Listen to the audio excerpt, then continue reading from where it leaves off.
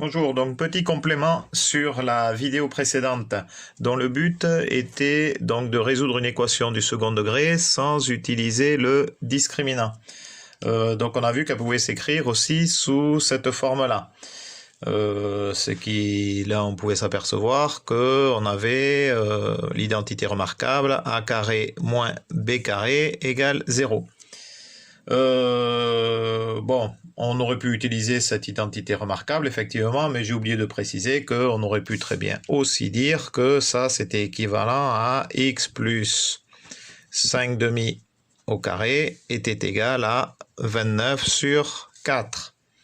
Et donc que on avait automatiquement, donc x plus 5, enfin automatiquement x plus 5 demi était égal à racine carrée de 29 sur 4.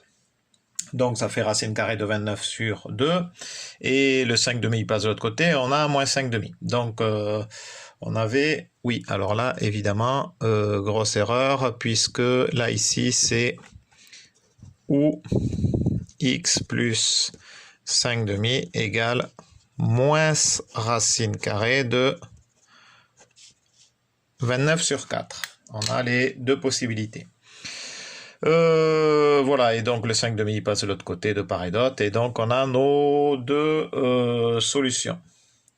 Mais certains élèves vont me dire, vous avez de la chance parce que ici il y a un moins, donc vous avez pu faire votre identité remarquable, a carré moins b carré, que se serait-il passé si ici il y avait eu un plus? Donc c'est ça aussi que j'ai oublié de préciser, c'est que si on avait eu un plus, prenons par exemple, admettons, on aurait x plus 3 au carré plus 4 égale 0.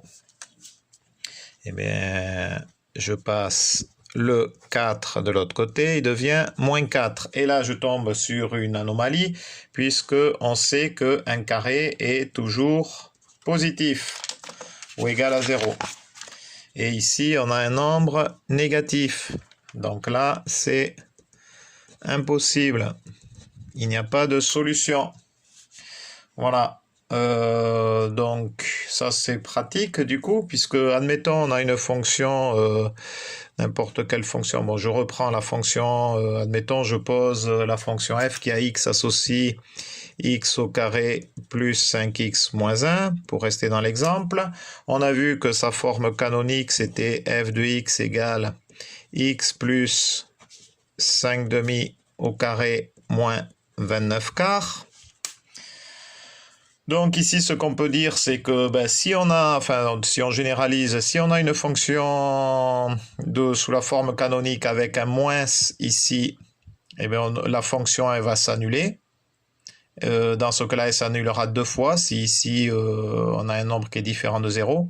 Et si on avait une forme canonique avec un plus, la fonction, du coup, elle ne s'annule pas. Voilà. Puisque c'est impossible que tout ça soit égal à 0 si ici on avait un plus, puisqu'on vient de le voir.